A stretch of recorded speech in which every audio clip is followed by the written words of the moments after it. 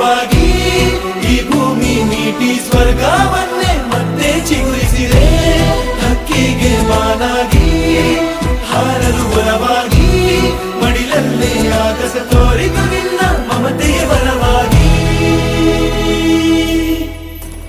ಸೇರಿದ ಈ ಹೊತ್ತಿಗೆ ಕೈ ಬೆರಳಿನ ತುತ್ತಿಗೆ ಆ ದೇವರಿಗೆ ಶರಣು.